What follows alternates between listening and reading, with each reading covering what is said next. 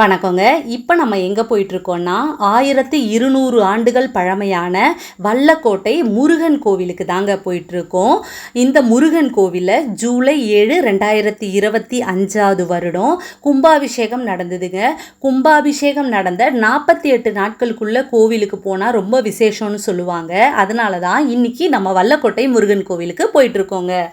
இந்த கோவில் எங்கே இருக்குன்னா, காஞ்சிபுரம் மாவட்டம் ஸ்ரீபெரும்புதூர்லேருந்து செங்கல்பட்டு சாலை செல்லும் வழியில் தாங்க அமைஞ்சிருக்கு.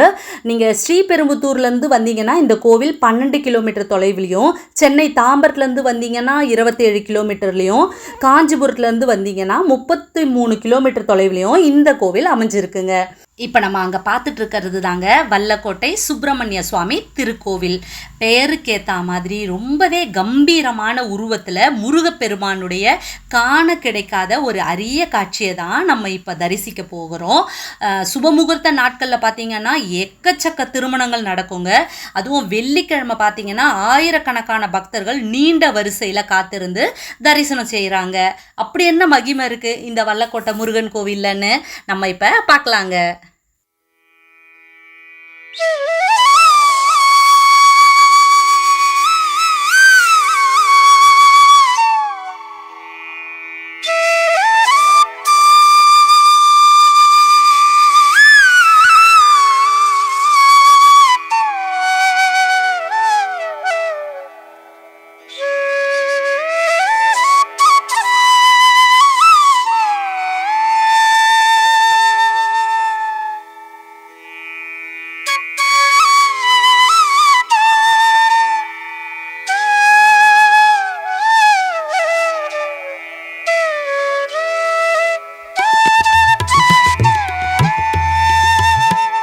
இப்போ நம்ம ஃபஸ்ட்டு போன உடனே விநாயகர் தாங்க, பெரிய அளவிலான ஒரு விநாயகர் தாங்க இருக்கார். விநாயகருக்கு தோப்புக்கரணம் போட்டுட்டு அவர்கிட்ட நல்லா சேவிச்சுட்டு இந்த பக்கம் வந்தீங்கன்னா முருகர் இருப்பாருங்க. முருகரை நம்ம கும்பிட்டுட்டு அதுக்கப்புறமா இப்போ நம்ம உள்ளே போகலாங்க. அதாவது சுவர் ஓவியங்கள் எக்கச்சக்கமாக இங்கே அழகழகாக சுவரோவியங்கள் இருக்குங்க. காண கிடைக்காத ஒரு காட்சி தான் சொல்லணும். இந்த ஓவியத்தை பாருங்களேன், முருகப்பெருமான் நம்ம உள்ளே என்ட்ராகும்போதே வள்ளி தெய்வானையோடு இருக்கிற இந்த ஒரு காட்சி மெய் சிலிர்க்குதுங்க. அவ்வளோ அற்புதமாக இருக்குங்க. அந்த ஒரு சுவரோவியம் பாருங்கள், சீலிங்கில் வரைஞ்சிருக்காங்க. அதை பார்த்துட்டு நம்ம உள்ளே போனோம்னா ஃபுல்லாக சுவரோவியம் தாங்க. சீலிங்கில் ஃபுல்லாக சுவரோவியம், சைடில் அந்த வால்லெல்லாம் நிறைய சுவரோவியம். நான் 6 மாதத்துக்கு முன்னாடி, 6 மாதம் இல்லைங்க, ஒரு 8 மாதத்துக்கு முன்னாடியே இந்த கோவிலுக்கு நான் வந்தேங்க. அப்போ பார்த்தீங்கன்னா இங்கே எல்லாமே பெயிண்டிங்லாம் நடந்துருந்தது. ஆல்மோஸ்ட் கோவில் முடிஞ்ச மாதிரி தான் இருந்தது.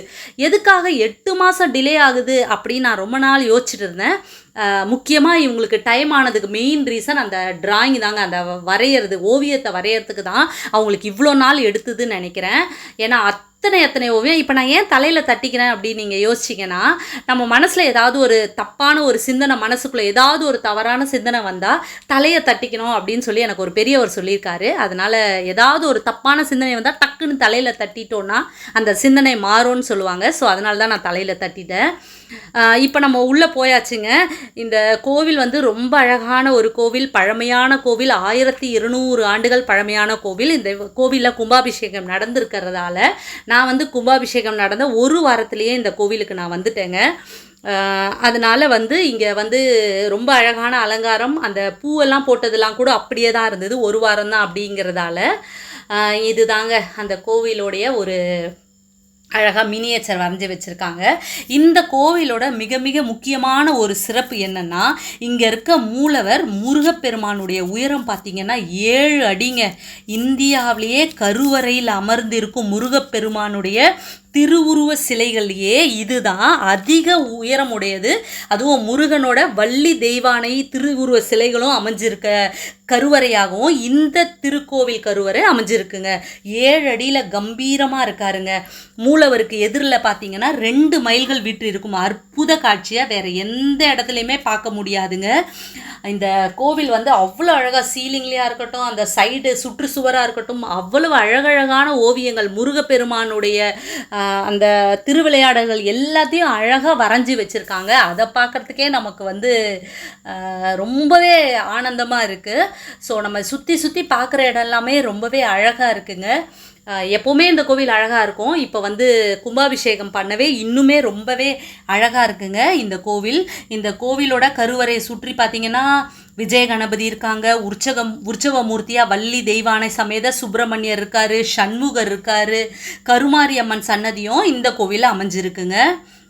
அதே மாதிரி கோவிலோட உட்பிரகாரத்தில் அகத்தியர் இருக்கார், அருணகிரிநாதர், பட்டினத்தார், பாம்பன் சுவாமிகள், வள்ளலார் அவங்க எல்லாமே கோவிலோட அந்த உட்பிரகாரத்தில் இருக்காருங்க. அதுக்கப்புறம் கோவிலில் தல விருட்சமாக பாதிரி மரம் அப்படின்னு சொல்லி அமைஞ்சிருக்கு. அப்புறம் வந்து அரச மரம் ஒன்றும் இங்கே அமைஞ்சிருக்குங்க. இந்த கோவிலுக்கு வந்து எதிர்க்க பார்த்தீங்கன்னா ஒரு குளம் இருக்குங்க, வஜ்ர தீர்த்தம்னு சொல்கிறாங்க. ஆனால் வஜ்ர தீர்த்தத்துக்குள்ளே நம்மளை அலோவ் பண்ணலை. குளத்துக்குள்ளே லாஸ்ட் டைம் போகும்போது கூட குளத்துக்கு அனுமதி கொடுத்தாங்க. இப்போ வந்து குளத்தை பூட்டி தான் வச்சுருக்காங்க. அதனால் நம்மளை குளத்துக்கு வந்து அலோவ் பண்ண மாட்டேங்கிறாங்க, பூட்டியே வச்சுருக்காங்க. ரொம்பவே ஒரு அழகான ஒரு திருக்கோவில் தாங்க இந்த கோவில். அதே போல் முருக பக்தர்கள் பார்க்க வேண்டிய முக்கியமான கோவில் இந்த வல்லக்கோட்டை தாங்க. வல்லக்கோட்டை சிறப்பை பற்றி அருணகிரிநாதரே ஒரு விஷயம் சொல்லியிருக்காருங்க. முருகப்பெருமான் கூடிக்கொண்டிருக்கும் திருக்கோயில்களை எல்லாமே வரிசையாக வலம் வந்து கொண்டிருந்தார் அருணகிரிநாதர். அவர் வந்து திருப்போரூரில் உள்ள முருகப்பெருமானை தரிசிச்சுட்டு திருத்தணிக்கு போகலான்னு புறப்படுறாரு. அன்னைக்கு இரவு முருகன் அவருடைய கனவுல தோன்றி வல்லக்கோட்டையை மறந்தனையோ அப்படின்னு சொல்லி மறைகிறார். உடனே திடுக்கிட்டு எழுந்த அருணகிரிநாதர் என்ன செஞ்சார்னா உடனடியாக வல்லக்கோட்டை வந்து சுப்பிரமணிய சுவாமியை உள்ள முருகி வேண்டுகிறார். வல்லக்கோட்டை முருகப்பெருமானுடைய தல பெருமையை 7 பதிகங்கள் பாடியிருக்காரு அருணகிரிநாதர். இப்படி 7 திருப்புகழ் பாடல்கள் பெற்ற ஒரே தலமாக வல்லக்கோட்டை முருகன் கோவில் தாங்க இருக்குது. வல்லக்கோட்டை முருகனை வழிபட்டோன்னா வாழ்வில் எல்லா நலமும் வளமும் கிடைக்கும் அப்படிங்கிறது நிதர்சனமான உண்மைன்னு இங்கு வந்து செல்லும் முருக பக்தர்கள் எல்லாருமே சொல்லிட்டு இருக்காங்க. முக்கியமாக திருமண தடை உள்ளவர்கள் இந்த கோவிலுக்கு வந்து வேண்டினா அவர்களுடைய எண்ணம் விரைவில் நீடேறும்னு சொல்கிறாங்க. அதோடு அவர்களுடைய திருமண வாழ்வில் எல்லா நலமும் வளமும் பெற்று வாழ்வதற்கு இங்கே உள்ள முருகப்பெருமான் அருள் புரிவார்னு சொல்கிறாங்க. இந்த கோவிலில் ஆண்டுதோறும் சித்திரை மாதத்தில் நடைபெறும் முத்தங்கி சேவையை பார்க்கறதுக்கு ஏராளமான பக்தர்கள் இங்கே வராங்கங்க. இந்த திருக்கோவிலில் தைப்பூச விழா ரொம்பவே சிறப்பாக நடைபெறுதுங்க. அதே மாதிரி இந்த கோவிலில் வெள்ளிக்கிழமை அப்படிங்கிறது ரொம்ப விசேஷமான நாள். 7 வெள்ளிக்கிழமைகள் தொடர்ந்து விரதம் இருந்து நம்ம முருகப்பெருமானை வழிபட்டோன்னா இழந்த செல்வங்கள் அனைத்தும் கிடைக்கும் அப்படின்னு சொல்கிறாங்க. அதே மாதிரி 7 வெள்ளிக்கிழமைகள் தொடர்ந்து முருகனை வழிபட்டா தடையின்றி திருமண தடை எப்பேற்பட்ட திருமண தடையாக இருந்தாலும் தீரும்னு சொல்கிறாங்க. அதனால் வெள்ளிக்கிழமை பார்த்தீங்கன்னா இந்த கோவிலில் எக்கச்சக்கமான பக்தர்கள் கூட்டம் இருக்குங்க. அதனால் எப்போவுமே வெள்ளிக்கிழமை எப்போவுமே நீங்கள் பார்த்தீங்கன்னா செவ்வாய்க்கிழமை தான் முருகர் கோவிலில் கூட்டமாக இருக்கும். ஆனால் இந்த கோவிலை பொறுத்த வரைக்கும் வெள்ளிக்கிழமை தான் இந்த கோவிலில் ரொம்ப கூட்டமாகவே இருக்குங்க.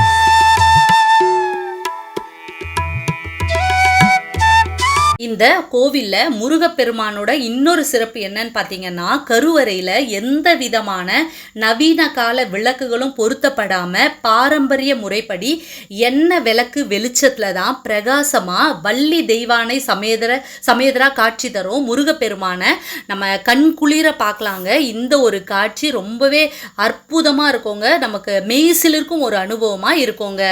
மொத்தத்தில் இந்த வல்லக்கோட்டை முருகனை வழிபட்டோன்னா வாழ்வில் எல்லா நலமும் வளமும் கிடைக்கும் அப்படிங்கிறது நிதர்சனமான உண்மைங்க. திருமண தடை உள்ளவர்கள், அதுவும் இல்லாமல் இழந்த செல்வங்களை திரும்ப பெறணும் அப்படின்னு நினைக்கிறவங்க அனைவருமே வல்லக்கோட்டை முருகன் கோவிலை வந்து தரிசனம் பண்ணுங்கள். நிச்சயமாக உங்கள் வாழ்வில் மாற்றம் ஏற்படுங்க. ஓகேங்க, நான் இன்னொரு அழகான பதிவில் உங்களை மீட் பண்ணுறேன். பாய்.